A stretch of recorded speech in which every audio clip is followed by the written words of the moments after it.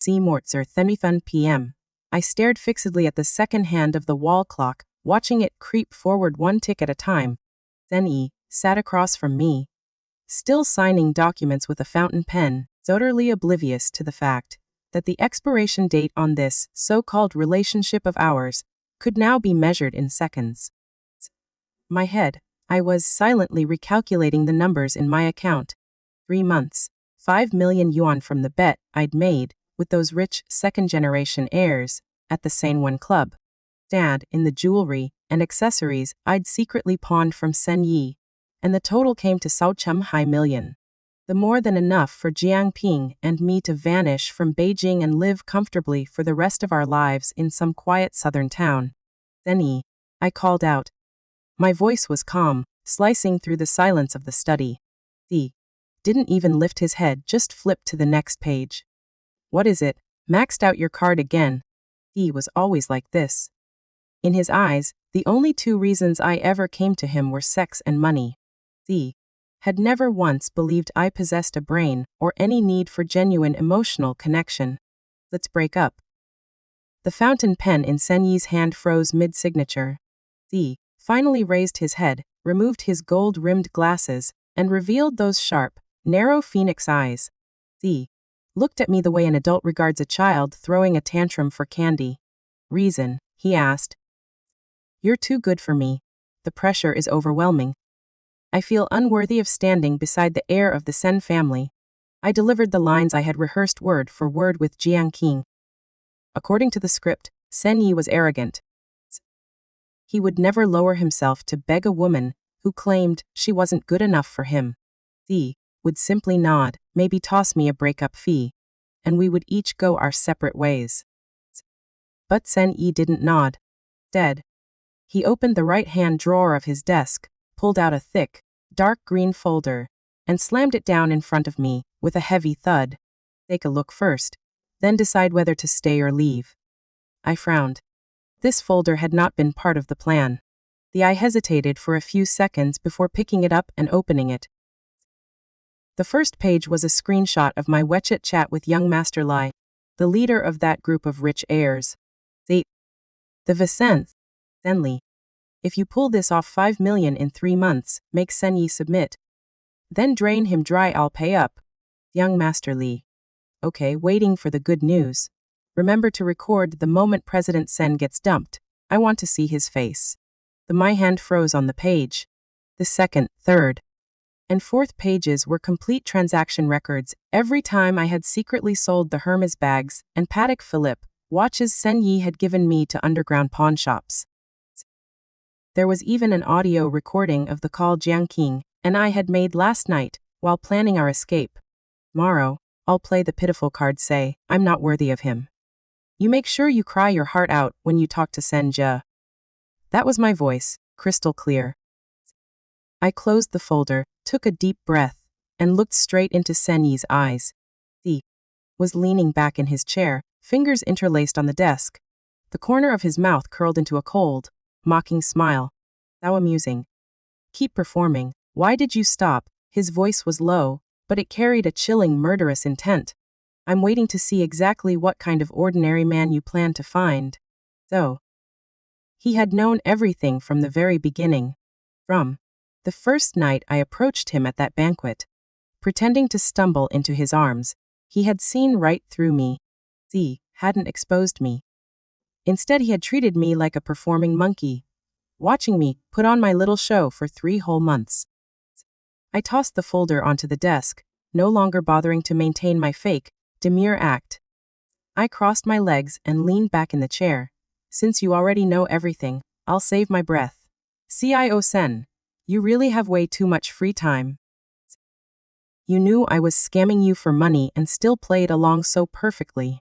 That entertaining to keep a wild cat pretending to be a tame house cat while its claws were always aimed at your wallet. Quite entertaining, actually. Cen Yi stood up, walked around the desk, and came toward me.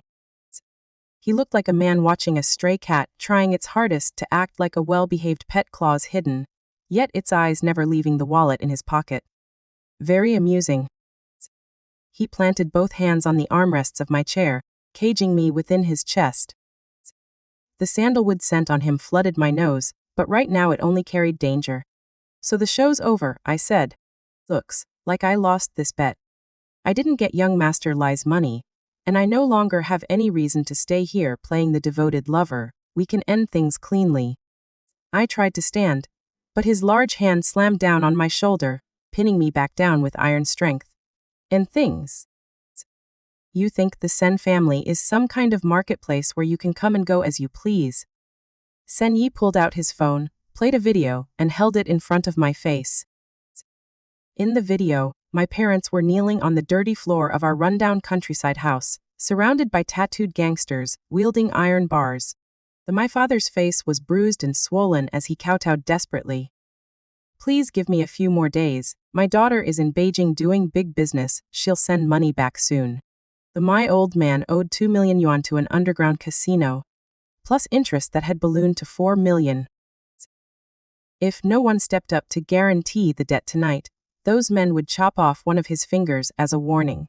Cen Yi turned off the screen and looked down at me with the superior gaze of a man who held absolute power over life and death.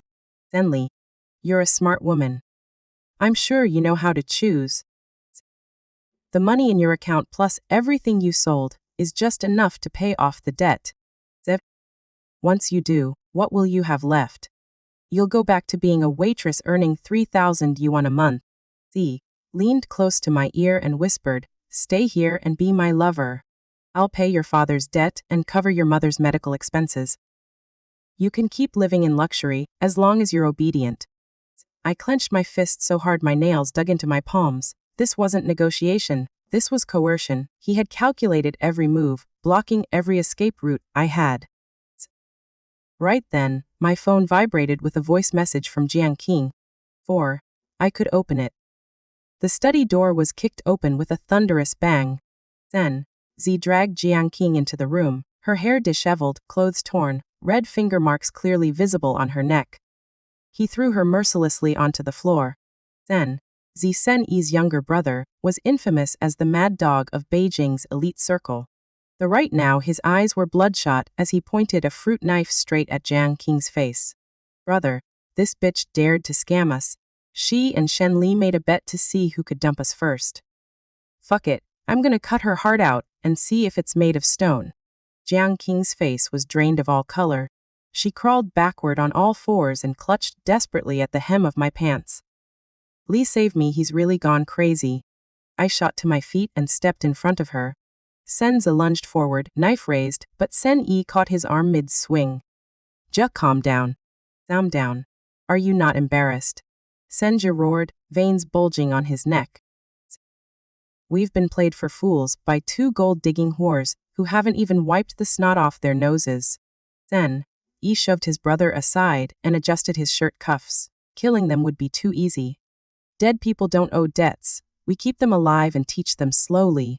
He turned his gaze on Jiang and me, eyes cold as if he were looking at two livestock waiting to be slaughtered. Starting today, both of you will move into the Jingjiwan penthouse. Without my permission, you are not allowed to step half a foot outside. All communication devices will be confiscated. I glanced at the knife in Cen Yi's hand, then at the unfathomable darkness in Cen Yi's eyes. I knew we had lost this round completely. My voice came out hoarse. We'll stay. Cen Yi nodded in satisfaction and tossed me a black card. Good girl. This is this month's pocket money. Go shopping. Don't let people say I mistreat my women. He was humiliating my dignity, slapping me across the face with money. I still bent down and picked up the card because I needed the money and I needed to survive. The Jingjiwan penthouse spanned 300 square meters on the 30th floor, offering a panoramic view of Beijing's glittering financial district. But, for Jiang and me, it was nothing more than a luxurious prison. The door used triple-layered fingerprint and passcode locks that only Cen Yi and Cen Yi could open. The private elevator required a special keycard. 2 black-suited bodyguards stood watch in the hallway 24 hours a day. The windows were reinforced with bulletproof glass that could only open 10 centimeters at most. Cen Yi claimed it was for safety. But I knew he was terrified we would jump or rappel down the building. Our phones were taken away. They gave us 2 replacement devices that only had their numbers and delivery and cleaning services saved. Internet access was firewalled, no social media, no messaging apps. Then, Yi truly had a screw loose. The one morning he smashed Jiang's entire perfume collection, just because she absent-mindedly mentioned a male co-star's name. Yi pinned her against the wall by the throat and screamed, "Do you still remember that bastard? Did you sleep with him?" By evening, when he came home from work, he would buy her a limited edition diamond jewelry set, kneel at her feet, and cry while putting it on her, thinking, "I was wrong. I love you too much, that's why I get jealous. Please don't be mad at me. It hurts me so much." Jiang was a professionally trained actress, but even she was on the verge of losing her mind, facing his extreme mood swings. I'd rather let him beat me half to death and throw me out on the street than endure this. Yi sat hugging her knees on the sofa, swirling a glass of red wine and smiling bitterly. He hits me, and then pampers me in the same breath. I'm being tortured to death mentally. Stayed silent, peeling an apple. Cen Yi was different. He didn't hit, didn't curse, didn't throw jealous tantrums. He used cold indifference and absolute authority to crush me. Every dinner, he demanded I sit beside him and serve him food. He made me learn how to tie his tie, iron his clothes, and even read financial reports to him before bed. He wanted to transform me from a wild gold digger into the perfect doll of his own design. I read the latest section aloud. Cen Yi sat on the bed, eyes half closed. I sighed and continued with the report on the iPad. Third quarter profits rose 15% year-over-year, primarily driven by the commercial real estate sector. Your tone is too bored, he said, opening his eyes and staring at me. You used to be so good at seducing me with that voice. I threw the iPad onto the bed. Cen Yi, are you satisfied yet? There's no audience here. I don't need to keep playing the vixen. If you want someone to read reports, call your assistant.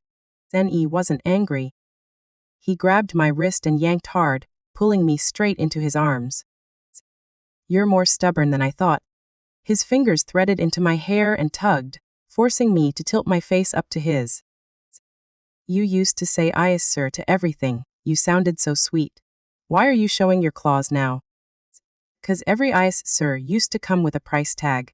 Now, I'm doing it for free, so this is the attitude you get. Cen Yi let out a soft laugh. Yi bent down and kissed my forehead, a kiss far more possessive than affectionate. You're very fair, and I like that. He paused. Your father just called. He wants another 500,000 to renovate the house.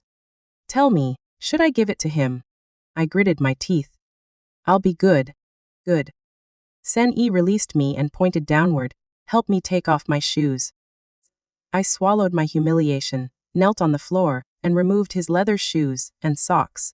Then, Yi looked down at the top of my head, his gaze bottomless. He was savoring the feeling of breaking my pride piece by piece. That night Jiang and I hid in the bathroom, the only place we guessed might not have cameras, though we couldn't be 100% sure. The shower roared at full blast to cover our voices. I can't take it anymore. Jiang rolled up her sleeve, revealing fresh bruises. Then, Yi made me watch a video today of his men breaking young Master Li's legs, the guy who started the bet. He said that's the fate of anyone who dares touch what's his. I clenched my jaw. The Cen brothers are far more ruthless than their polished exteriors suggest. We can't just sit here and wait to die. My mind raced, calculating escape routes. Doors were locked, bodyguards were everywhere, and trackers would catch us the second we stepped outside. Getting caught would mean consequences too horrible to imagine. So we have to make them want to throw us out themselves.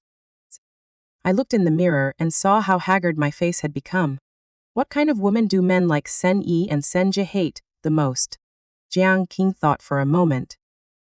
They like cleanliness, control, and women who know their place and protect their image. Exactly.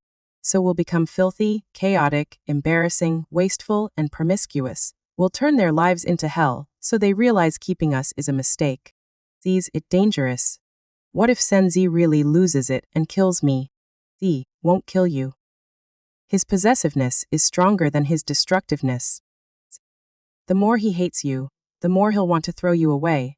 We have to gamble once. Anything is better than living like prisoners.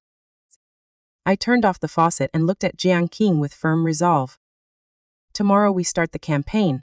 I'll max out Cen Yi's black card until it burns. You play the most depraved woman you've ever known. 7. The next morning, the moment Cen Yi and Cen Yi left the house, Jiang and I sprang into action. First, shopping. We couldn't leave the building, so we called in the personal shoppers. With the Cen family's all-powerful black card, no manager dared refuse. By 10 o'clock the living room of the Jingjiwan penthouse had become a battlefield of luxury handbags, high heels, and designer dresses scattered across the floor, draped over sofas, even hanging from the chandelier. This 2 million yuan crocodile skin bag is such an ugly color, perfect for trash. I spoke loudly on purpose so the corner camera would catch every word. Then tossed the $50,000 bag straight into the kitchen garbage can. Jiang took a Louboutin lipstick and scribbled all over the priceless oil painting on the wall that Cen Yi adored. A little red makes abstract art more lively, she giggled maniacally. Next came the main event. We couldn't bring strangers inside because of the bodyguards, but I remembered Cen Yi's prized wine cellar. We dragged out bottle after bottle of Romanée Conti worth hundreds of thousands each, popped the corks, and poured the wine everywhere over the imported carpet, the curtains, the sofa. The entire apartment reeked of alcohol and chaos. Blasted club music at full volume, put on the skimpiest, most revealing nightgowns we owned, and danced wildly amid the luxurious wreckage. I recorded a selfie video with Jiang and sent it straight to Cen Yi's and Cen Ji's WeChat. Even with social media blocked, internal messages still went through. So boring. We're throwing a party at home. Too bad there aren't any six-pack guys here. Guess we'll just drink away our sorrows. 30 minutes later the door burst open. Cen Yi charged in first. The scene before him left him stunned for 5 full seconds. The billion-yuan luxury penthouse now looked like the aftermath of a cheap nightclub brawl. The stench of spilled wine was nauseating. The priceless painting was defaced, furniture smashed. What the hell is this? Cen Yi roared, voice shaking the walls. Cen Yi entered behind him, still outwardly calm, but I saw the vein on his forehead, twitching violently. He looked at the crocodile skin bag in the trash, then at the pool of red wine spreading across the floor. Daggered toward him holding an open bottle, pretending to be drunk, and draped my arms around his neck. Oh Cen is back already, you're early. I was just about to smash that antique vase for fun. Flap. Cen Yi couldn't hold back. He struck Jiang so hard she crumpled into a pile of clothes. You crazy bitch, you dare destroy my house. Jiang clutched her face. Instead of crying, she laughed loudly, her smile twisted with defiance. Your house. I thought this was a prison. It gets boring being locked up, so I had to find some entertainment. You're rich, why be stingy about a little money? Cen Yi lunged to hit her again. But Cen Yi barked, stop. Cen Yi pried my arms from his neck, seized my wrist with crushing force, and dragged me toward the bedroom. You like playing games. I'll play with you. He threw me onto the bed, scrambled up, trying to keep my defiant expression. What's wrong, Cen? Disgusted yet. Women, like me, only know how to spend money and destroy things. Throw me out while you still can, or I'll burn this place down too. Cen Yi loosened his tie. His eyes didn't hold the disgust I had hoped for. Instead, they burned with a dark flame, lust mixed with frenzied possessiveness. Burn it, he said, unbuttoning his shirt. If you burn the house, I'll buy another. If you smash things, I'll buy new ones. The one thing I never run out of is money. Z pinned me down, voice hoarse against my ear. The more ruined you become, the more it excites me.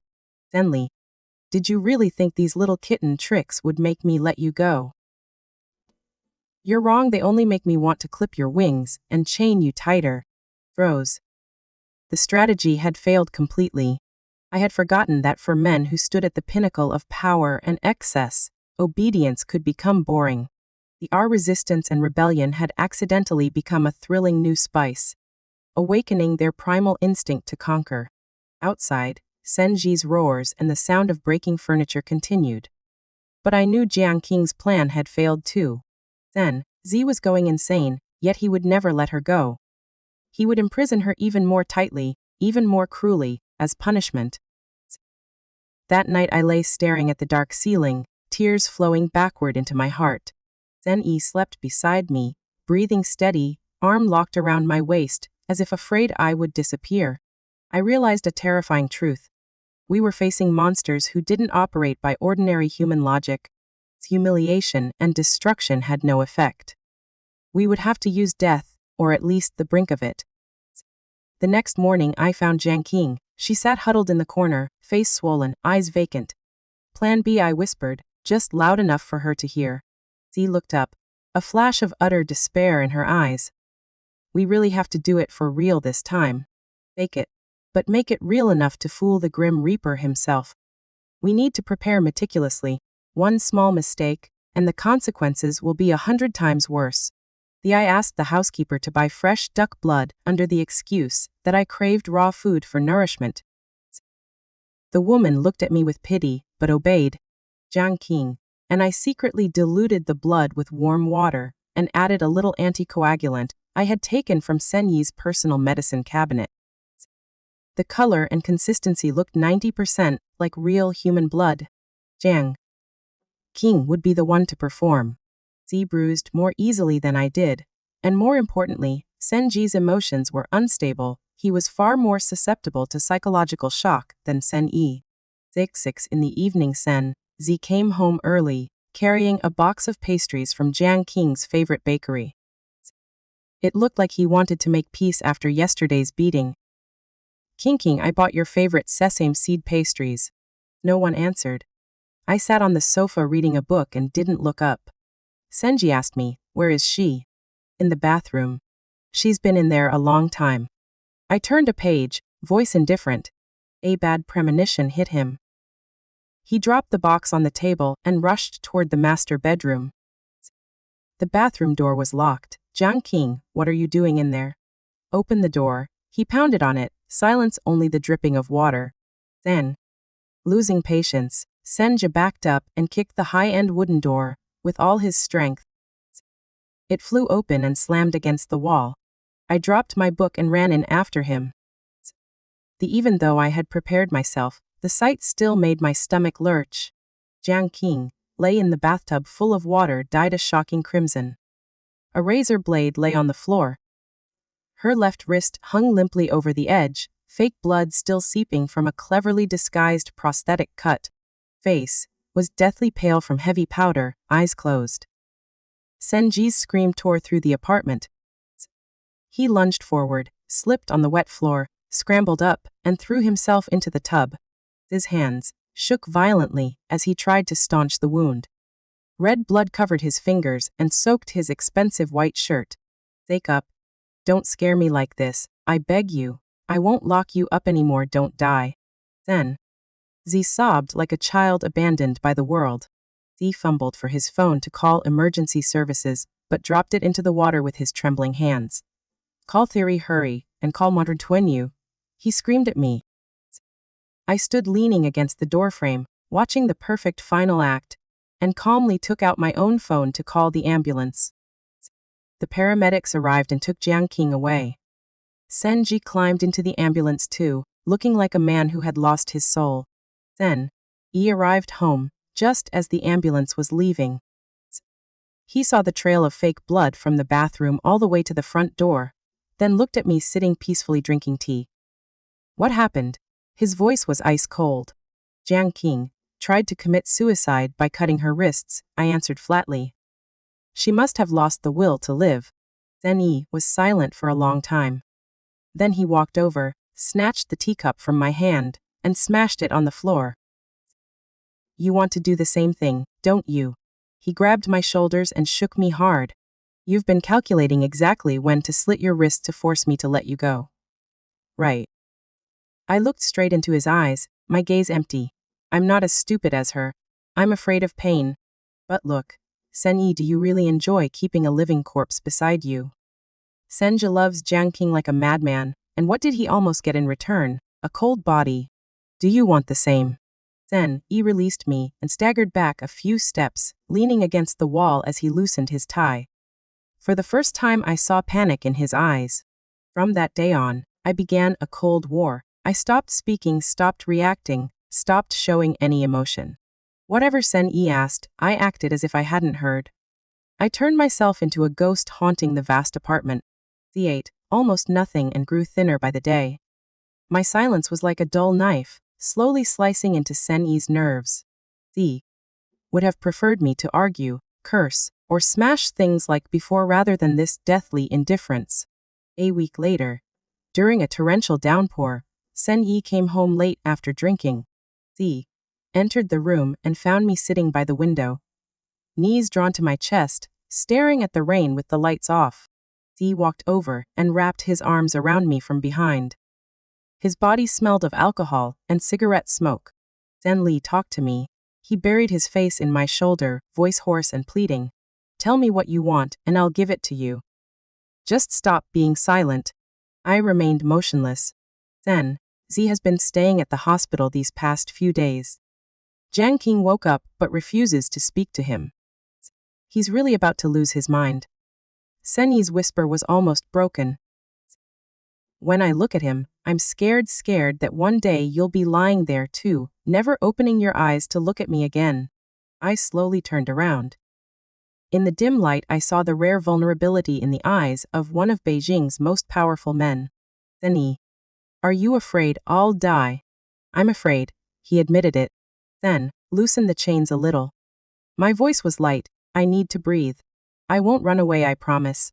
But if you keep suffocating me 24 hours a day, I can't guarantee I won't do something stupid. Cen Yi stared at me for a long time, wrestling with himself. Finally he sighed and rested his forehead against mine. Fine. Tomorrow I'll pull back some of the guards. You can walk in the garden, but you're not allowed to leave the villa compound gates. Shen Li. This is the biggest concession I can make. Don't betray my trust. Smiled faintly in the darkness. Thank you, CIO Cen. The fish had taken the bait. Fear of loss had shaken his reason. He was loosening the net, which meant our chance had come, but I couldn't rush. I still needed to lull him a little longer. I wrapped my arms around his back and patted him gently, the way one soothes a child's sleep. I'm right here. In my mind. The escape map out of Beijing was slowly taking shape. After Jiang's bloody wrist-slitting performance, the atmosphere in the Jingjiwan penthouse changed. Our deathly silence and vacant expressions finally made Cen Yi and Cen Yi afraid. That fear was the only crack in the impenetrable wall of control they had built. The bodyguards no longer stood right outside the door 24 hours a day, they were pulled back to the building lobby. The surveillance cameras in the bedrooms and bathrooms were removed after my forceful demand. They were trying the soft approach, giving us space to breathe in hopes we would have a change of heart. Jiang, Ping and I understood that the time for the next step had ripened. Z flipped our attitudes 180 degrees. No more smashing things, no more Cold War, no more lifeless eyes. Instead, we became obedient, suspiciously obedient. But, for men like the Cen brothers who craved affection and submission, this change was like opium. Even knowing it was poison, they couldn't refuse. Early, the next morning I woke before Cen Yi. I went into the kitchen and personally prepared breakfast. Nothing extravagant, just plain congee, salted eggs, and some stir-fried vegetables, the simplest home-cooked meal. Then, Yi walked out of the bedroom, buttoning his cuffs. When he saw me wearing an apron and standing at the stove, his movements halted. His eyes flickered with intense emotion, suspicion mixed with joy. What are you doing? His voice was still a little sleepy, low and deep. Making congee. You've been drinking a lot lately. Your stomach isn't in good shape. I ladled the congee into a porcelain bowl, set it on the table, and spoke casually without looking at him, as if the war between us had never happened. Eat, before you go to work. Don't leave on an empty stomach. Cen Yi stood frozen for a few seconds, then walked over quickly and hugged me tightly from behind. Yi buried his face in the crook of my neck, inhaling my familiar scent, arms locking around me, as if he wanted to fuse me into his body. Shen Li, have you forgiven me? I didn't answer. I simply patted the back of his hand, gently pried his arms away, placed the chopsticks on the table, and said, eat before it gets cold. Yi interpreted my silence as tacit agreement, or at least a willingness to compromise. That morning Cen Yi finished every bite of congee, and his mood was so good that during the morning meeting, he approved salary raises for the entire secretarial staff. In the next room, Jiang was also giving an Oscar-worthy performance as a wounded little bird who needed protection. Yi no longer cursed or threw things at Cen Yi, but every time he came near, she would flinch and tremble as if afraid of being beaten. The sight tore Cen Yi's heart to pieces. He swore up and down that he would never lay a hand on her again, and even slapped himself in apology. Jiang timidly reached out and clutched the hem of his shirt, voice small and fragile. Cen, you take me outside for a walk. Being stuck indoors feels suffocating. Every time I see the bathtub I remember the blood. Cen Yi panicked and nodded frantically. Of course. There's a charity gala for the Starlight Foundation tonight. I'll take you, it'll be crowded, the atmosphere is open, and you'll feel much better. The fish had bitten. The Starlight Charity Gala was the biggest event of Beijing's elite social season. The guests were all heavyweights. Security was tight at the entrance. But inside the banquet hall, it was chaotic because of the sheer number of people. It was the perfect opportunity for us to slip out of their surveillance. That afternoon the stylist came to the house for fittings. Cen Yi personally chose a backless black evening gown for me that hugged every curve and accentuated my sharp, icy beauty. Yi fastened a 3 million yuan saya necklace around my neck. His gaze in the mirror was pure possession. You look stunning, he whispered, his hands stroking my bare back. Stay by my side tonight. Don't wander off, crowds make it easy to get lost. I know, I nodded obediently, turned and straightened his tie, looking straight into his eyes with perfect sincerity. I won't leave your side for even half a step. In reality, my mind was calculating every second. I had already secretly used the housekeeper's phone, while she was distracted cleaning the bathroom, to contact a ride-share driver. I had arranged for an unregistered ride through an app, scheduling the pickup at the back entrance of the Peninsula Hotel at 8:30 p.m. Paying 10 times the normal fare in cash. Before we left, I needed to retrieve the most important thing, our identification documents. While Cen Yi was in the bathroom changing, I slipped into his study. The safe used both a fingerprint scanner and a passcode. The eye had secretly lifted his fingerprint 2 days earlier when he was drunk and dead asleep, using special adhesive tape. As for the passcode, after days of observing his habits, I guessed it was his mother's birthday, the only woman he truly respected and feared. I pressed the tape with the lifted print against the sensor. The green light flashed. Holding my breath, I entered the date. The lock clicked open with a soft beep. Inside were stacks of cash, foreign currency, and important documents. I didn't take much money. I was afraid of being discovered, and I left the jewelry untouched, because it would be hard to liquidate. I only grabbed our passports and national ID cards, the ones Cen Yi had confiscated the very first day. In China, without those IDs we couldn't board trains, rent rooms, or even exist as real people. I hid the documents inside the secret lining of my small clutch purse. My heart hammered against my ribs, cold sweat prickling the back of my neck, but my hands stayed perfectly steady as I closed the safe again. 6 o'clock that evening, the Cen family's Rolls-Royce rolled out of the Jingjiwan compound. Cen Yi rode in the car behind with Jiang. I sat beside Cen Yi, his hand gripping mine the entire way. He seemed to savor the feeling, the sensation of having finally tamed a wild animal. After the gala, I'll take you to the Maldives for a week, Cen Yi said suddenly, his thumb stroking the back of my hand. Just the two of us, no work, no phones. Whatever you say. I smiled, the expression so flawless that no one could detect the lie beneath it. The car stopped in front of the Peninsula Hotel. Camera flashes exploded like fireworks. Then, Yi stepped out first, sliding an arm around my waist and leading me down the red carpet. Then, Zi followed, guiding Jiang with exaggerated care, as if she were a fragile porcelain doll. Inside the opulent banquet hall, crystal glasses clinked and laughter rippled through the air. I scanned the layout, noting the emergency exit hidden behind the kitchen area, concealed by a large folding screen embroidered with peonies. I signaled Jiang with my eyes. Zi gave a tiny nod, clutched her stomach, and leaned close to Cen Yi's ear, face scrunched in discomfort. Zabe, my stomach hurts so much. It must be that cold orange juice I drank earlier. I need to use the restroom. Then, Zi looked frantic. I'll take you. I'll wait right outside the door. Z'd. People will stare if you stand there. I'll be quick, I promise. At the same time, I turned to Cen Yi, pretending to be bumped by someone and spilling a few drops of red wine onto the hem of my black gown.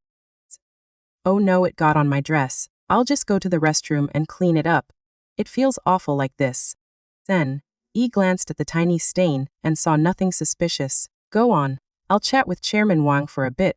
Come back soon. Jan.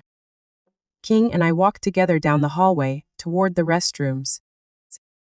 The moment we were out of the Cen brothers' sight, we grabbed each other's hands, kicked off our high heels, clutched them in our fists, hiked up our skirts, and sprinted toward the emergency exit. We weren't going to the restroom at all. Zi burst into the staff changing room, the one I had already scouted on the building's floor plan online. 2 waitress uniforms hung ready. Thanks to the 5,000 yuan I had bribed a server to prepare in advance. We tore off our $1 million evening gowns, left the sparkling diamond jewelry behind, and pulled on the oversized uniforms. We yanked the visored caps low over our faces. 3. We only have 5 minutes before they notice. I helped Jiang with her trembling, but determined fingers on the buttons.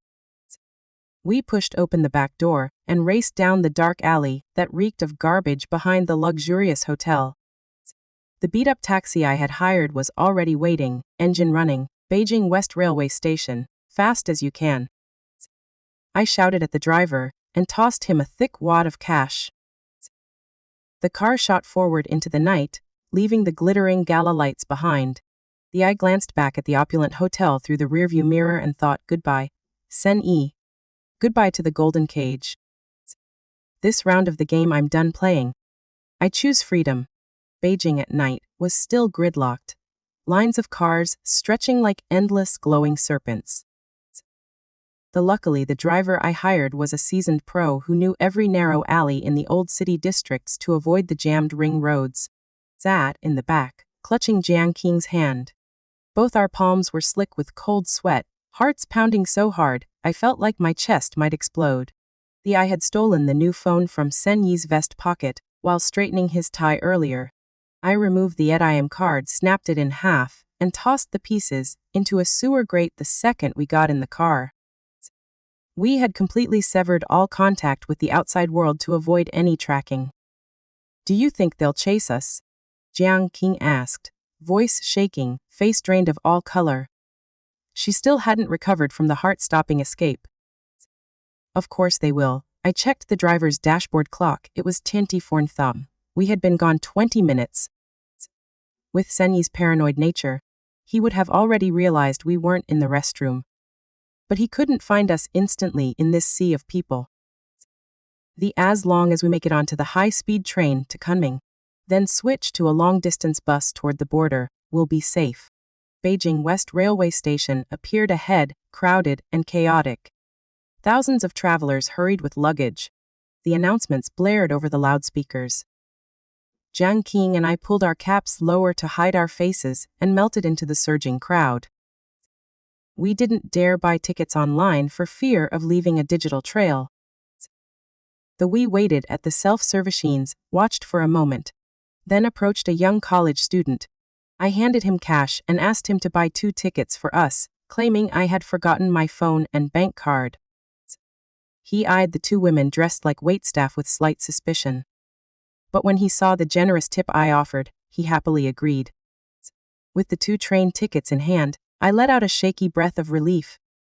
The train to Qing departed in 15 minutes.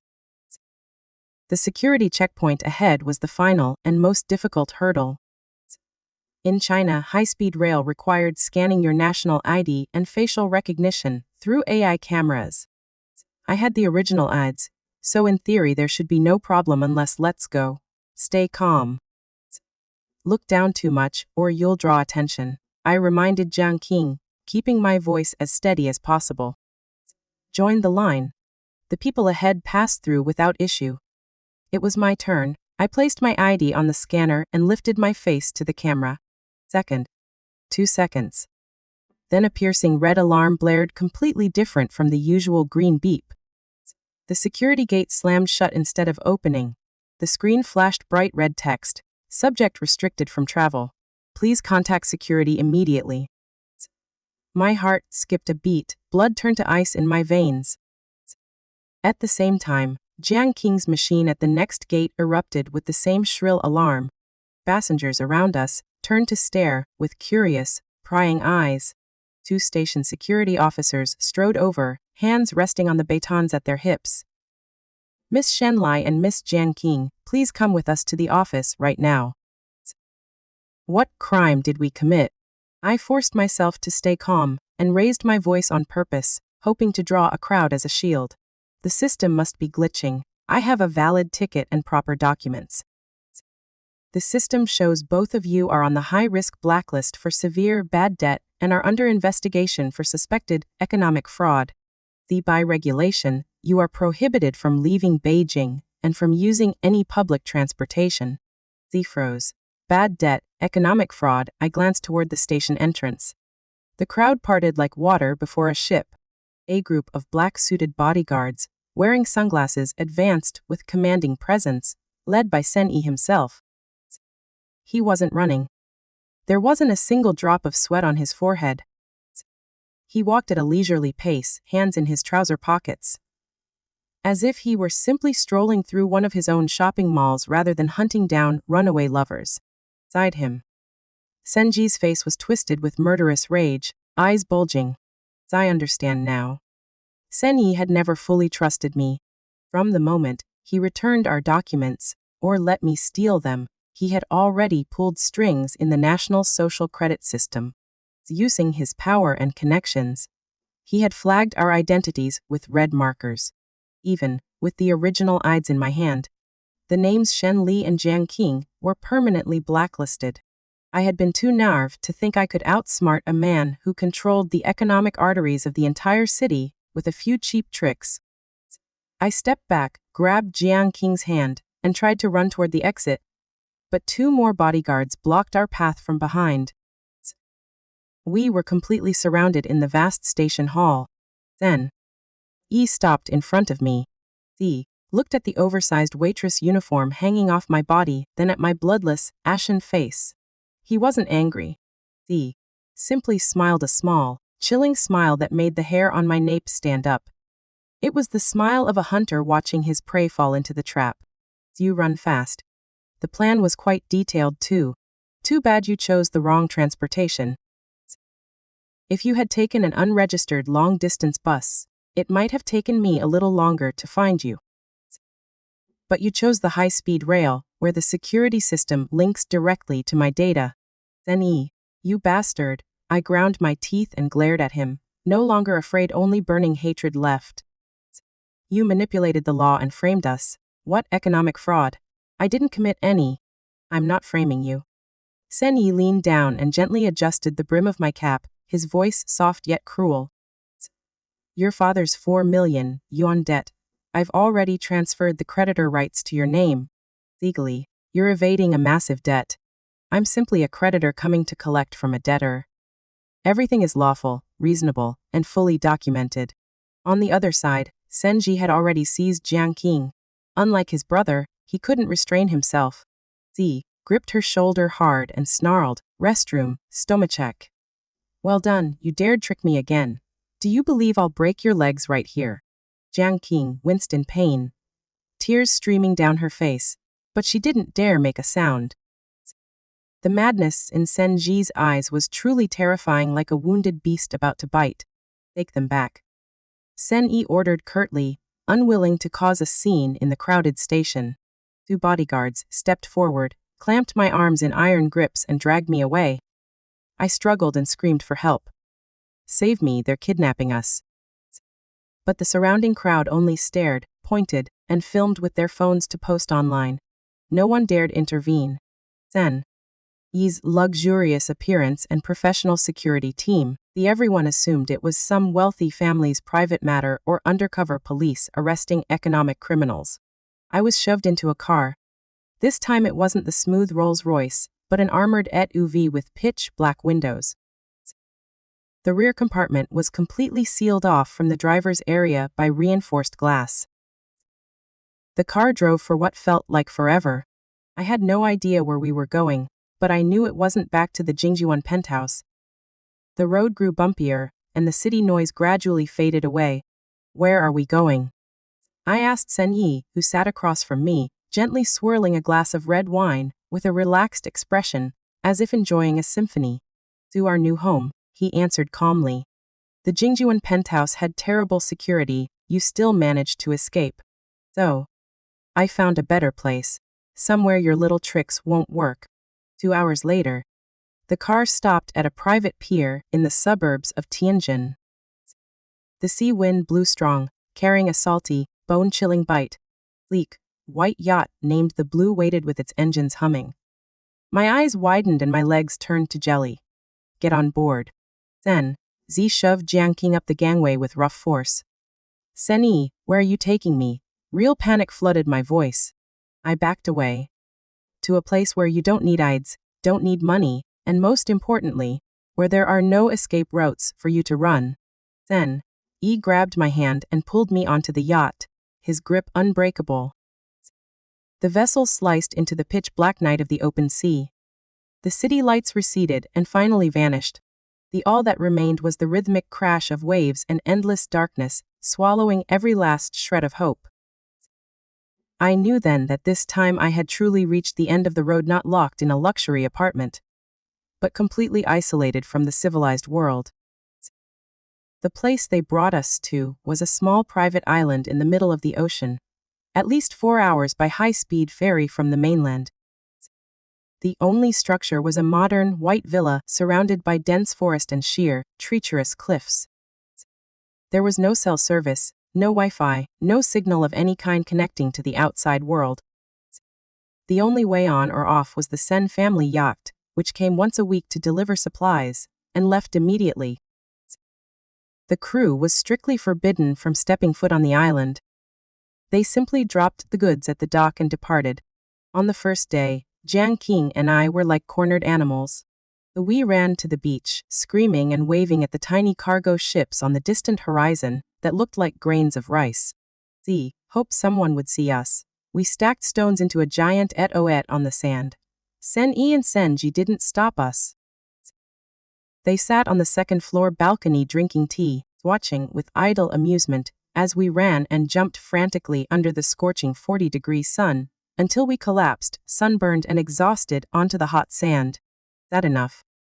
Cen Yi walked down to the beach. His shadows stretched long across the sand, blocking the blinding sunlight in front of me. Z offered me a bottle of ice-cold mineral water. "If you're done, come inside and eat. The chef made pan-seared salmon today." I slapped the bottle away and glared at him with pure hatred. "You're sick. Illegal imprisonment is a crime. Aren't you afraid of the law? My parents will call the police." "Here, I am the law." Cen Yi's voice was cold and unwavering.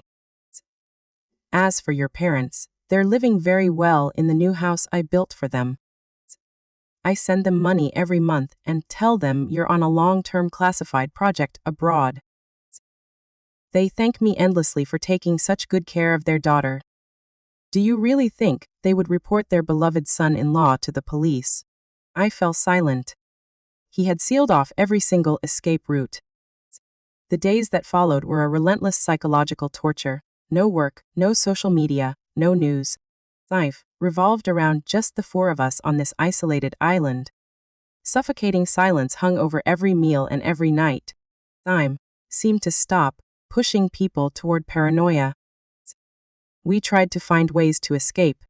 Jiang and I secretly gathered driftwood to build a raft, but the waves smashed it apart after only a few planks. We tried lighting signal fires to attract the Coast Guard, but Cen Yi had installed an automatic fire suppression system across the entire island. He extinguished our small blaze with a single button press and looked at us with pitying eyes. Cen Yi grew terrifyingly clingy.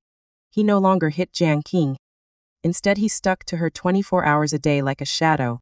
He bathed her, brushed her hair, fed her by hand, and even sang lullabies to help her sleep.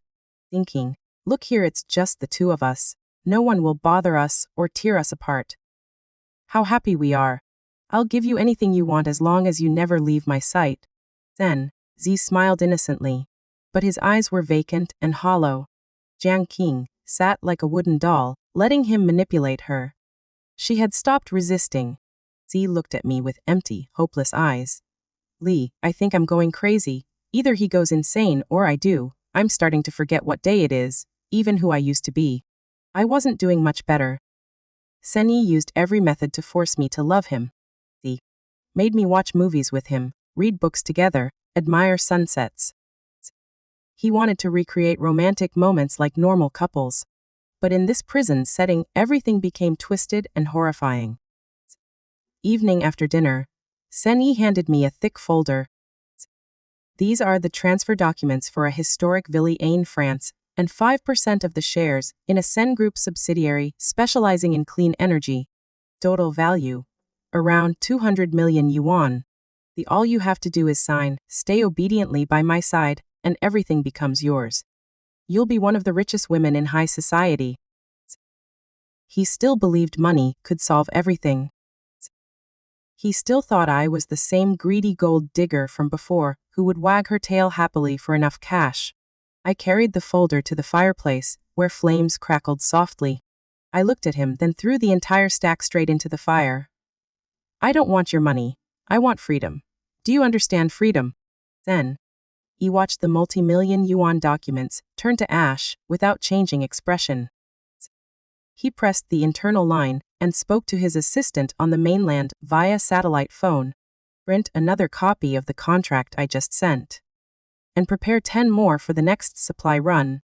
He turned back to me and shrugged casually. If you like burning them, go ahead, I have plenty of paper and ink. You burn 1, I print 10. We'll keep going until you're willing to sign. We have all the time in the world, Shen Li. My world collapsed completely. I sank to the floor and sobbed uncontrollably. I realized I could never defeat his pathological patience and infinite resources. But it was in that deepest despair, when my sanity hit rock bottom, that I finally saw their own sanity cracking. They had imprisoned us, yet they had also imprisoned themselves on this island. Cen Yi neglected the group's operations, handling everything remotely via satellite phone, causing the board to panic and the stock price to fluctuate wildly. Cen Yi abandoned his passion for racing and spent every day glued to Jiang's side, like a loyal dog terrified of being abandoned by its owner. They were afraid. They were terrified that if they took their eyes off us for even 1 second, we would vanish into thin air. Or worse, we would actually kill ourselves to escape them. That night, Jiang had another breakdown. Yi smashed a glass, pressed the jagged shard against her throat, and screamed, Cen Yi, get away. Don't touch me. I'll die right in front of you. Cen Yi's face went deathly pale. He dropped to his knees, kowtowed desperately.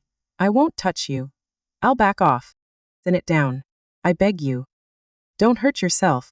I'll give you anything you want. I stood at the doorway watching the scene, then turned to look at Cen Yi beside me. His hand was trembling. He was staring at me, eyes filled with panic, as if terrified I would do the same. Suddenly, I burst out laughing loud, ringing laughter that echoed through the quiet night. It sounded almost genuine. Cen Yi, look at yourselves. You think you won. No, you're the pathetic ones.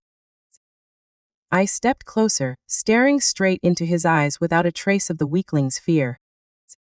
You can lock up my body, but every single day you live in absolute terror that I'll die, or that I'll hate you with every fiber of my being. You have money and power, yet you have to humble yourself and beg for fake affection from a gold digger like me. Don't you find that pitiful? Cen Yi stayed silent. He didn't argue.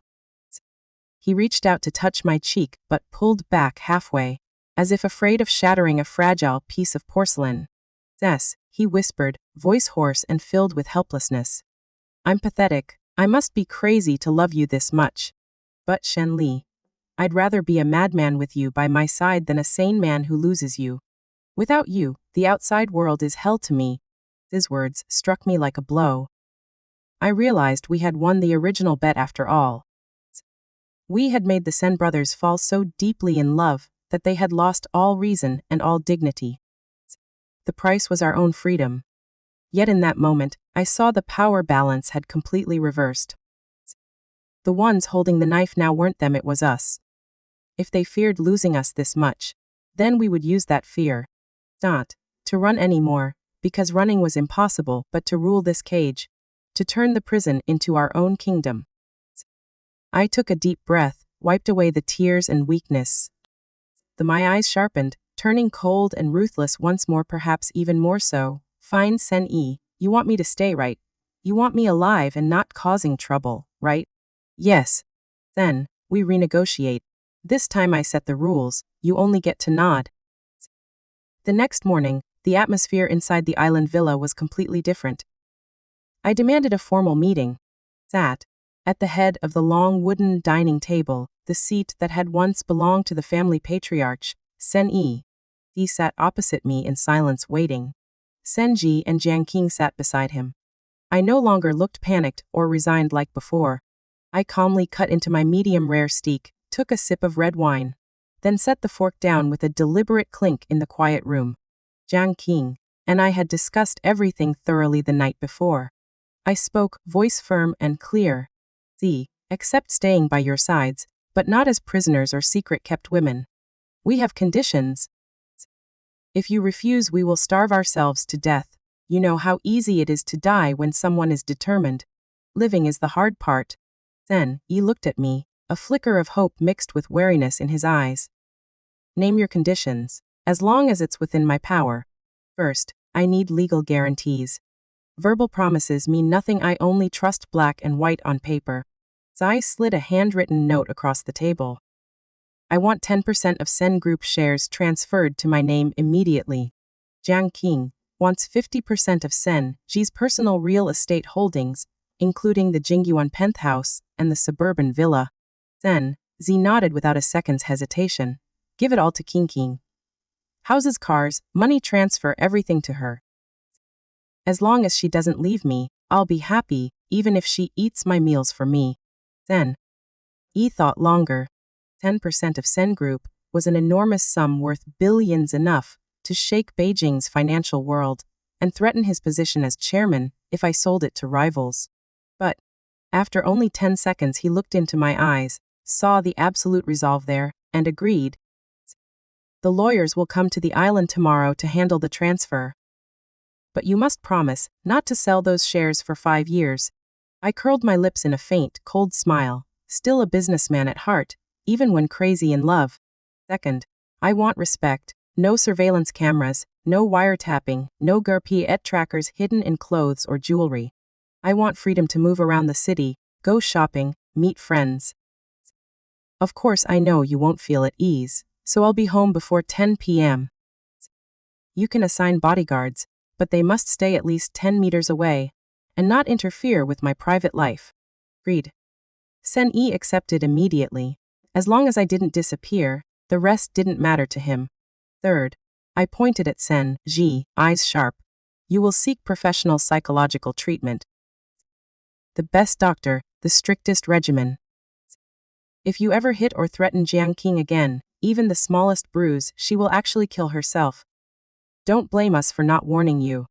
Cen Yi lowered his head, twisting his hands together. I'll go to therapy. I promise I'll take the medication properly. Cen Li Jiang spoke. Her voice was still weak from exhaustion, but it carried the determination of a professional actress. I want to return to acting. You will invest in me for the female lead in the biggest project of the year, but you are absolutely forbidden from interfering with the script or my co-stars. I don't want you storming onto set during a romantic scene and hospitalizing my leading man. Fine. Whatever you want, sis. I'll buy the entire entertainment company and give it to you. Cen Yi agreed to everything like an obedient puppy. The deal was sealed. The next day the lawyers arrived on the island with stacks of documents. Jiang and I signed, officially becoming powerful wealthy women. We left the island and returned to Beijing aboard the luxurious yacht. But our mindset had completely changed from when we had been dragged away. Our lives entered a new chapter. To outsiders, we looked like the luckiest Cinderella stories in the world. One step, and we became queens, doted onto the skies by CIO Cen and second young master Shen Li, could have anything we wanted.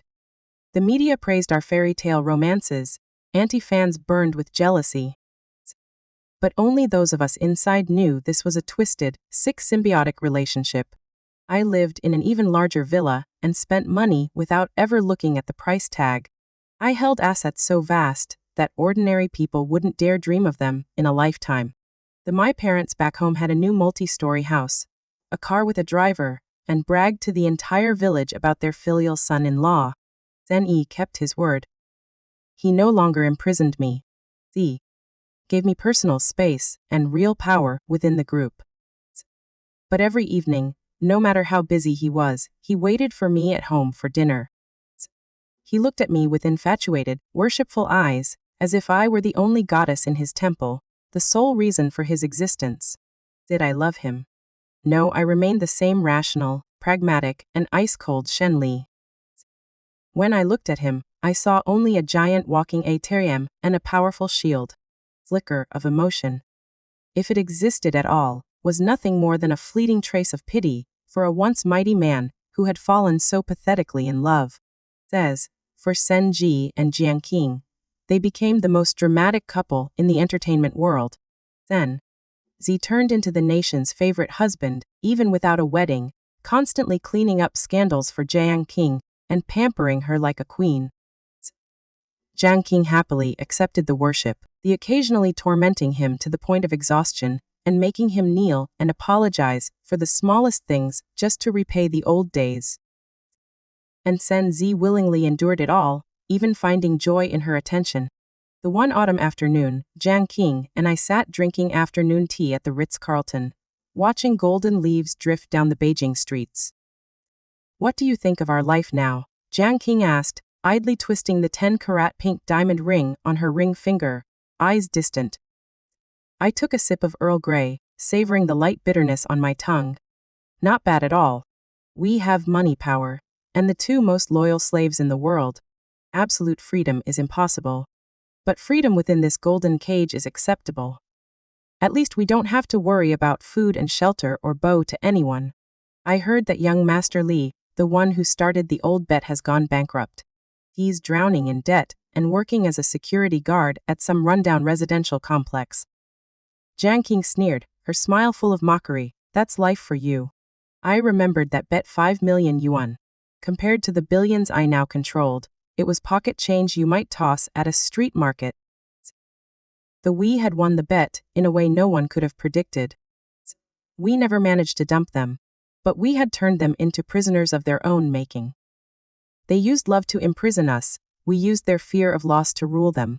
Cen Yi walked into the cafe and came straight to me, ignoring every admiring glance around him.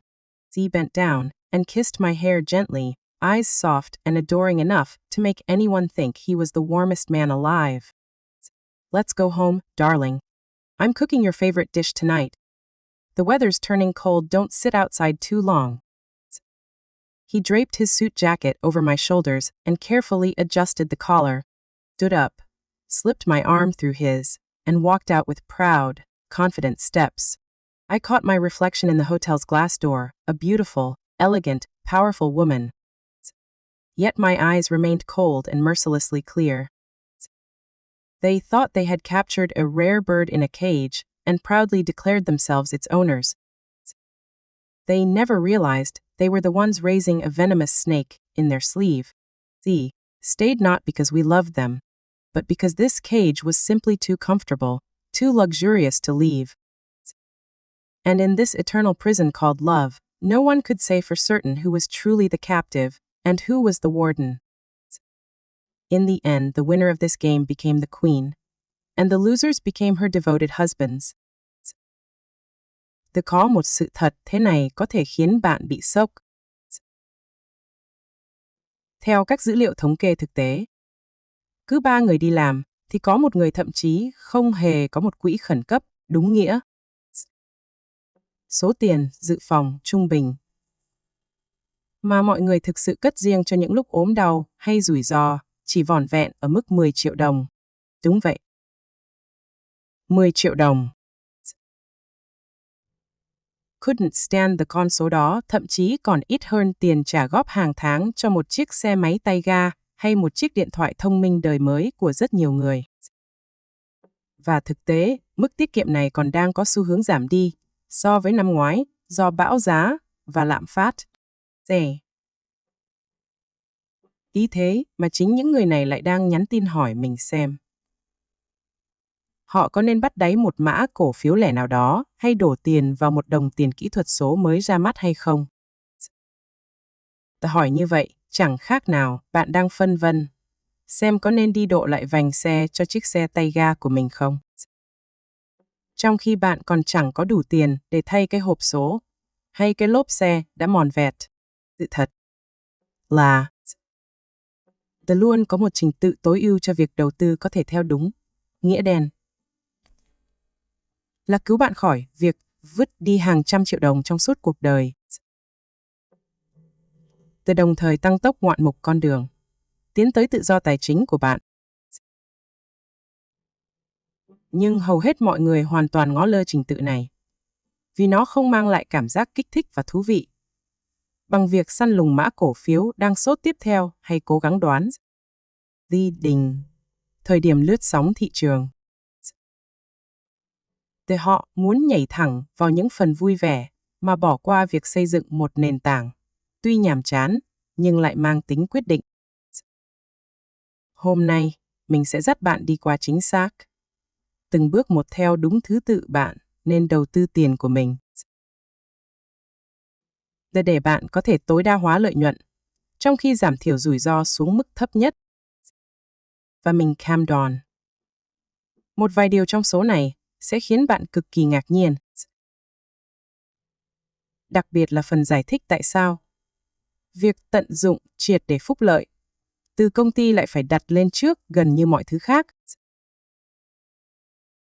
Và tại sao một quỹ dự phòng y tế lại có thể là công cụ đầu tư mạnh mẽ nhất mà hầu hết mọi người đang hoàn toàn phớt lờ. Nhưng trước khi chúng ta đi sâu vào các bước cụ thể, hãy để mình nói cho bạn nghe tại sao việc làm sai thứ tự lại có thể mang đến sự tàn phá khủng khiếp như vậy. Hãy tưởng tượng bạn đang xây một ngôi nhà. Bạn sẽ không đời nào bắt đầu bằng việc đi chọn những bộ đèn chùm pha lê đắt tiền hay mặt bàn bếp ốp đá cẩm thạch nhập khẩu. Nếu như móng nhà của bạn đang nứt toác và mái nhà thì dột nát. Thế nhưng đó chính xác là những gì hầu hết mọi người đang làm với tài chính cá nhân của họ. Who couldn't stand họ phấn khích với việc ném tiền vào các quỹ đầu tư đang thịnh hành hay các mã cổ phiếu đang bay cao, trong khi vẫn oằn mình cõng những khoản nợ tín chấp lãi suất cắt cổ thứ. Bảo đảm chắc chắn sẽ nghiền nát và phá hủy mọi khoản lợi nhuận mà họ có thể may mắn kiếm được. Chi phí cơ hội của việc làm sai, bước này là khổng lồ. Từ mỗi tháng bạn trì hoãn việc trả dứt điểm khoản nợ thẻ tín dụng đang tính lãi 30% của bạn. Từ là một tháng khoản nợ đó phình to nhanh hơn gần như bất kỳ khoản đầu tư hợp lý nào mà bạn có thể hy vọng đạt được. Từ mỗi tháng bạn phớt lờ chương trình công ty, góp vốn đối ứng hay quỹ hưu trí nội bộ, là bạn đang theo đúng nghĩa đen. Vứt bỏ những tờ tiền miễn phí ra ngoài cửa sổ. Và mỗi tháng bạn đổ tiền vào một tài khoản giao dịch chứng khoán, lướt sóng thông thường trước khi tận dụng tối đa các kênh đầu tư có ưu đãi về thuế. Là bạn đang tự nguyện dâng số tiền lẽ ra thuộc về mình cho cơ quan thuế. Gì?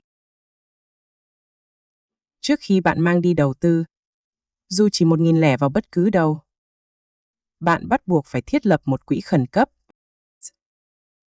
Thì mình biết điều này nghe thật tẻ nhạt.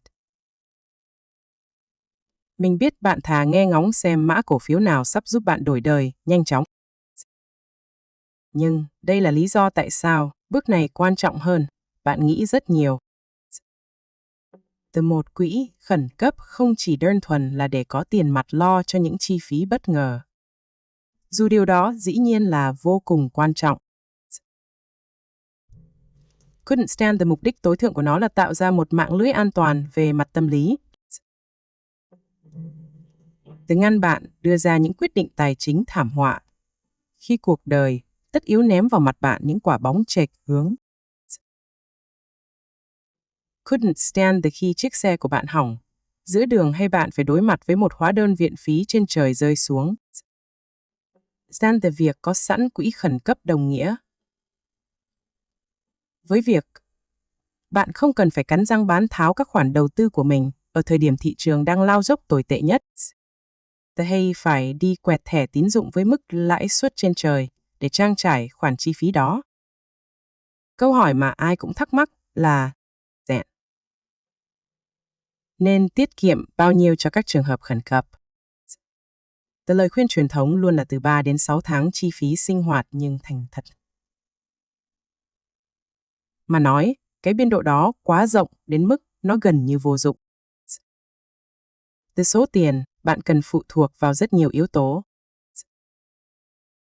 Nếu bạn có một công việc trong biên chế nhà nước cực kỳ ổn định với phúc lợi tuyệt vời, bạn có thể chỉ cần 3 tháng chi phí là đủ an toàn. Nhưng nếu bạn là một người làm nghề tự do trong một ngành đầy biến động với thu nhập bấp bênh và không có lưới an toàn nào, thì bạn có thể cần dự phòng gần 6 tháng, hoặc thậm chí nhiều hơn thế. Từ đây là cách tiếp cận mà mình khuyên áp dụng cho hầu hết mọi người. Hãy bắt đầu bằng cách tiết kiệm 20 triệu đồng. Đầu tiên càng nhanh càng tốt. Số tiền này đủ để lo liệu hầu hết các trường hợp khẩn cấp nhỏ lẻ hàng ngày và cung cấp cho bạn sự an tâm tâm lý ban đầu đó. Sau đó, hãy làm việc hướng tới mục tiêu là 1 tháng chi phí sinh hoạt. Một khi bạn chạm được cột mốc đó, hãy tiếp tục tích lũy cho đến khi bạn đạt mức 3 tháng chi phí. Cách tiếp cận này giúp chia nhỏ những gì có thể mang lại cảm giác như một mục tiêu khổng lồ, quá sức, thành những khối nhỏ dễ thở và dễ quản lý hơn. Nhưng đây mới là một sự thật thú vị mà hầu hết mọi người không nhận ra. Từ những nghiên cứu tài chính thực tế uy tín đã chỉ ra rằng những người có sẵn ít nhất 5 khoản 10 triệu đồng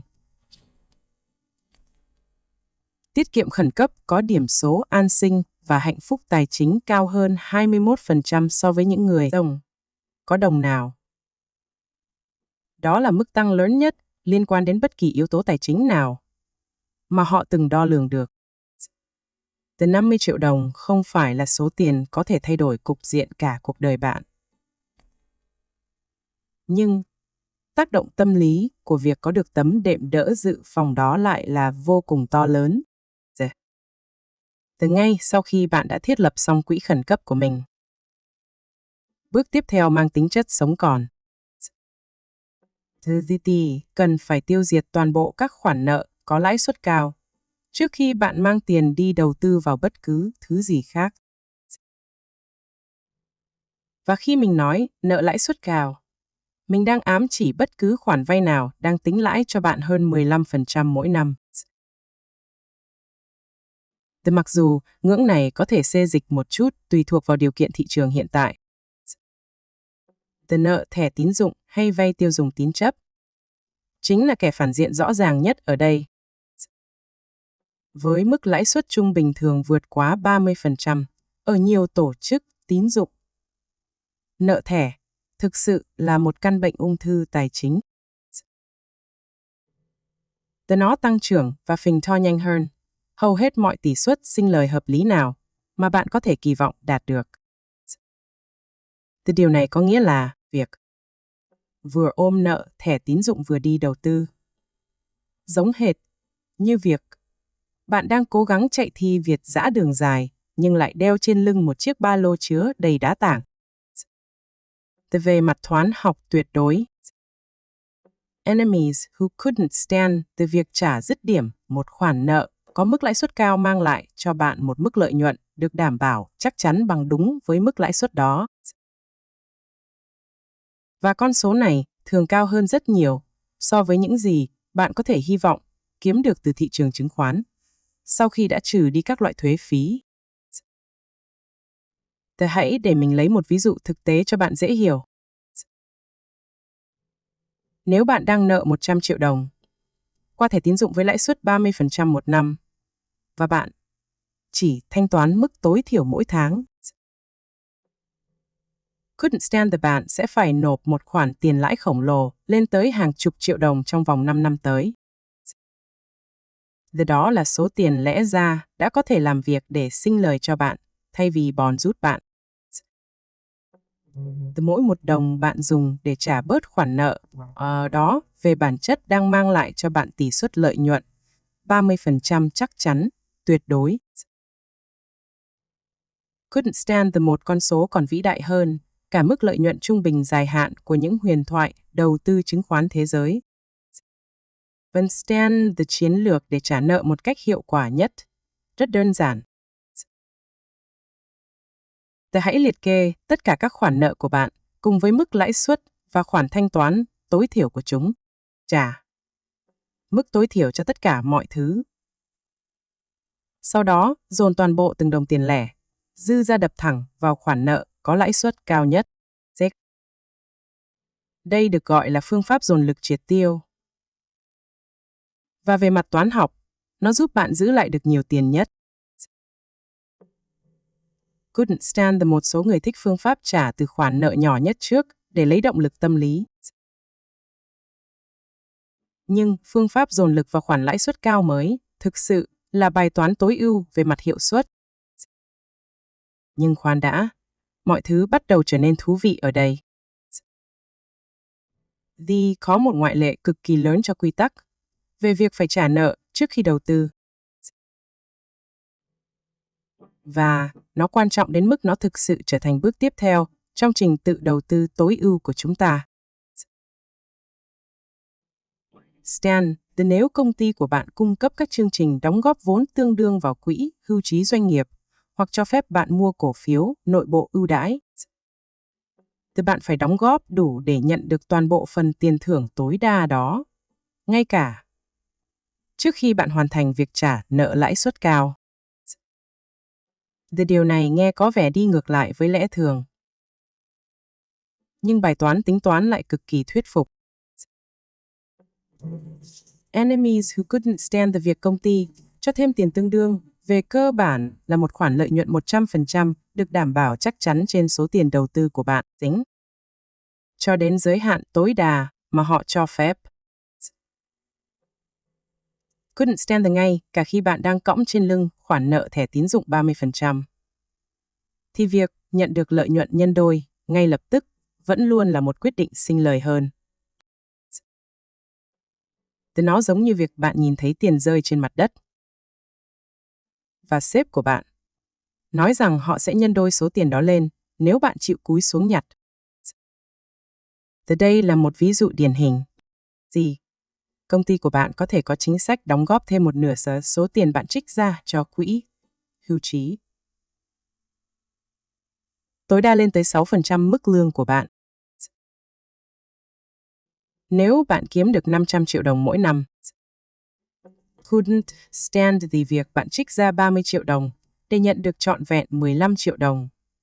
Tiền thưởng từ công ty chính là mức lợi nhuận 50% ngày tắp lự. Từ cộng thêm bất cứ khoản nào mà số tiền đó tiếp tục sinh lời theo thời gian. Couldn't stand the không một cơ hội đầu tư nào khác trên đời có thể đảm bảo được loại lợi nhuận kinh hoàng đó. Stand. Từ chìa khóa ở đây là bạn chỉ đóng góp vừa đủ để lấy được tối đa số tiền miễn phí từ công ty. Sau đó, lập tức chuyển hướng toàn bộ số tiền dư ra của bạn. Quay trở lại, việc dập tắt khoản nợ lãi suất cao. Khi nợ đã sạch bách, bạn mới có thể tăng mức đóng góp đầu tư của mình lên. Từ chiến lược này tối đa hóa, lợi nhuận nắm chắc trong tay của bạn, trong khi giảm thiểu tối đa thời gian bạn phải chịu những mức lãi suất cắt cổ. Tuy nhiên có một lưu ý quan trọng cần cân nhắc với phúc lợi từ công ty.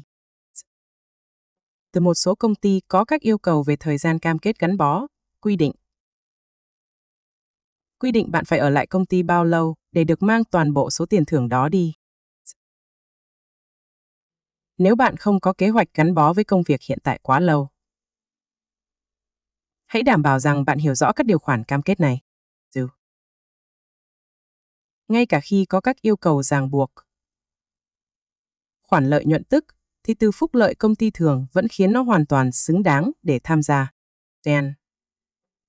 Từ cái nền tảng bao gồm quỹ khẩn cấp, triệt tiêu nợ nần và tận dụng tiền thưởng của công ty này chính là khối đá tảng vững chắc cho ngôi nhà tài chính của bạn.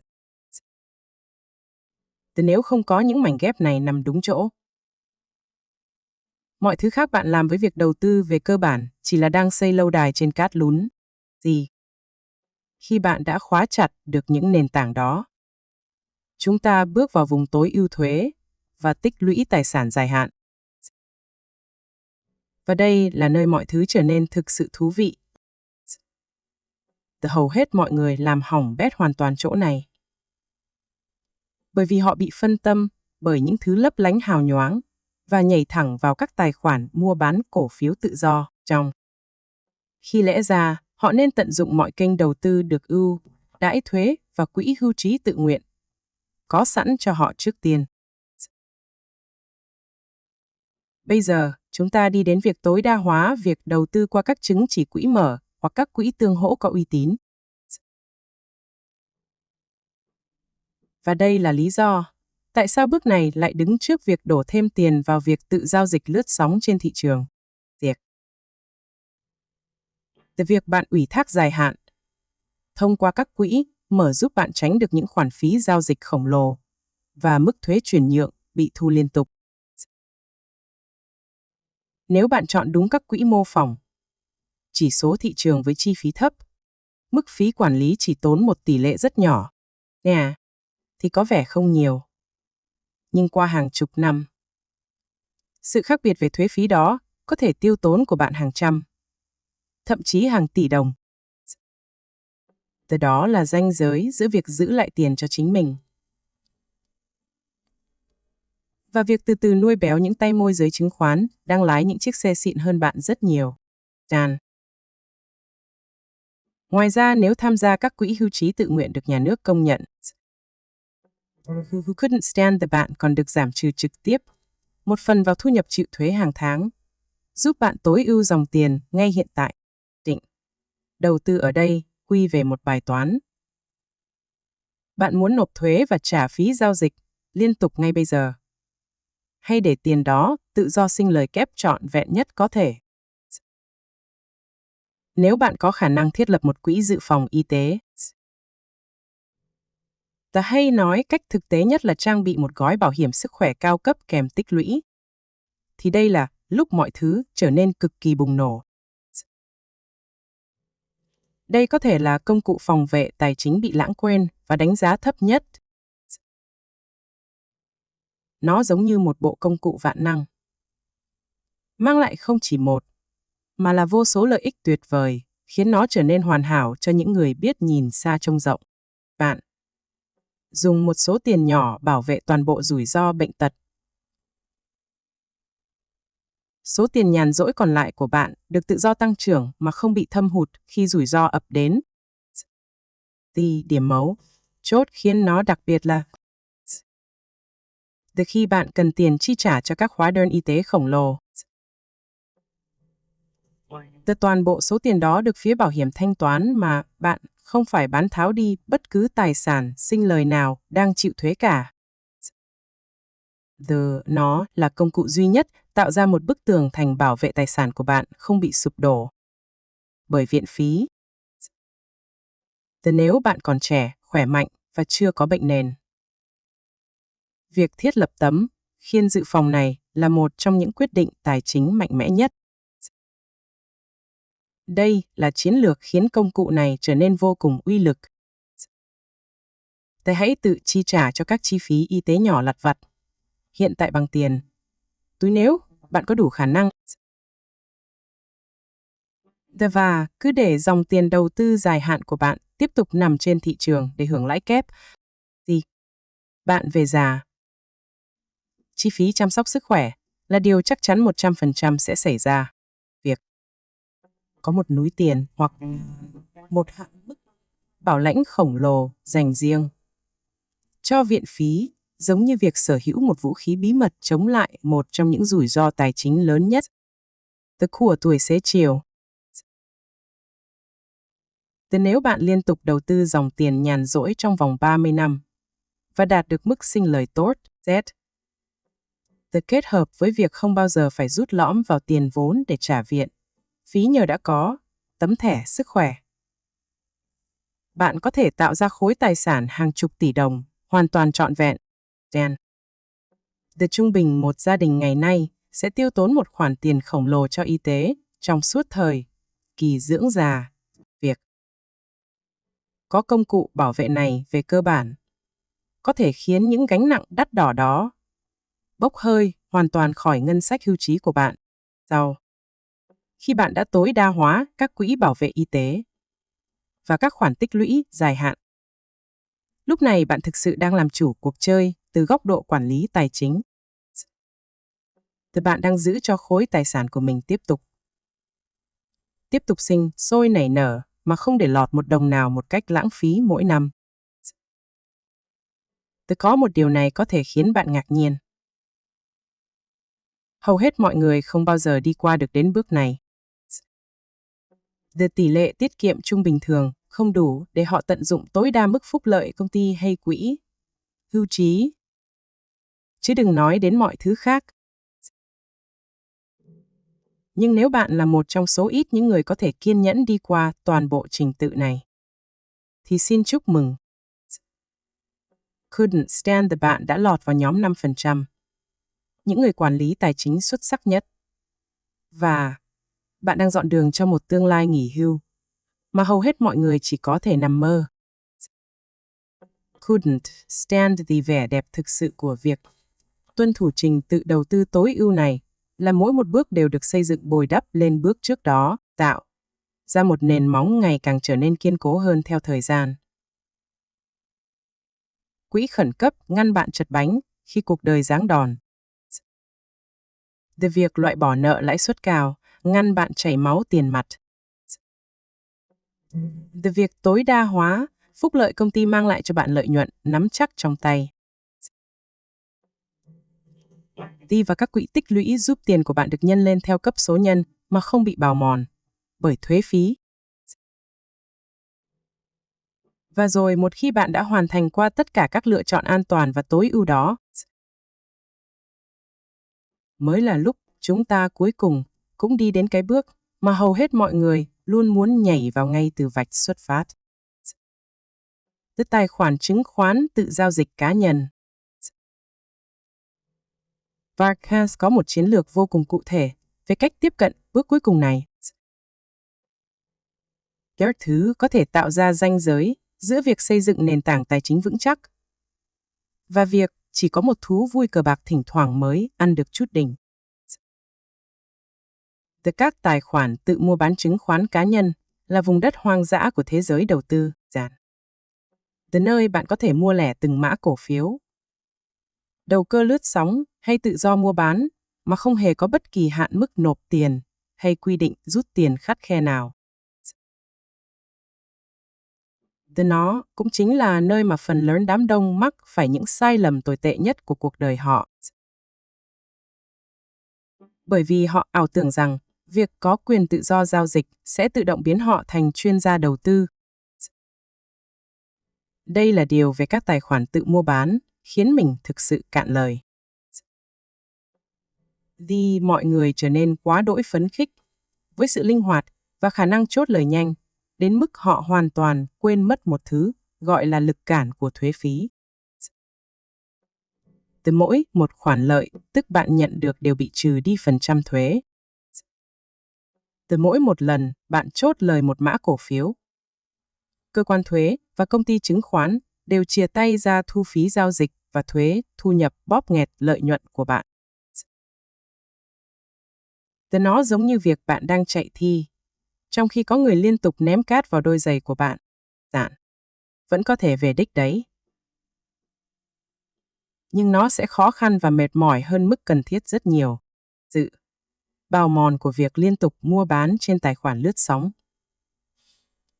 so với việc giữ tiền nằm yên hưởng lãi kép có thể tạo ra sự chênh lệch khủng khiếp đến mức đáng kinh ngạc qua thời gian. Hãy thử làm một bài tính.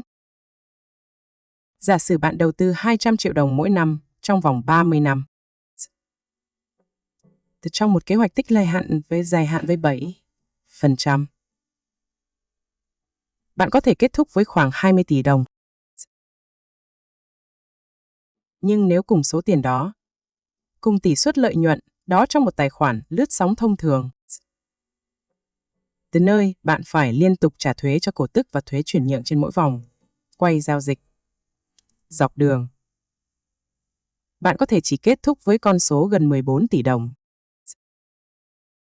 Từ đó là sự bốc hơi của gần 6 tỷ đồng, chỉ vì lực cản của thuế và phí giao dịch qua lại. Nhưng đây là lúc mà các tài khoản giao dịch tự do này trở nên vô cùng giá trị.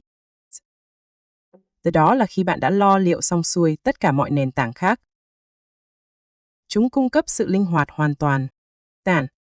Cần tiền để đặt cọc mua nhà trong 5 năm tới. Không thành vấn đề. Từ bạn muốn nghỉ hưu sớm trước khi đủ tuổi để rút tiền quỹ hưu trí. Các tài khoản đầu tư này sẽ cung cấp cho bạn nguồn vốn lưu động mà bạn cần. Vậy là bạn đã nắm được bí quyết rồi đấy. Trình tự tối ưu nhất để phân bổ dòng tiền của bạn, mà hầu hết mọi người đều hoàn toàn ngó lơ trong cơn khát khao làm giàu chớp nhoáng của họ. Từ lập quỹ khẩn cấp, dọn sạch nợ lãi cao, lấy trọn tiền thưởng đóng góp của công ty, tối ưu các quỹ tích lũy dài hạn cùng bảo vệ y tế. Và rồi cuối cùng mới là mang tiền nhàn rỗi đi lướt sóng tự do. Hãy tuân thủ nghiêm ngặt theo đúng trình tự này. Và bạn sẽ thầm lặng xây dựng nên một gia tài trong khi tất cả những người khác ngoài kia vẫn đang cố gắng đoán xem mã cổ phiếu nào sẽ tăng phi mã tiếp theo. Phiên bản của bạn trong tương lai chắc chắn sẽ vô cùng biết ơn. Vì ngày hôm nay đã kiên nhẫn làm những công việc nền tảng nhàm chán này trước.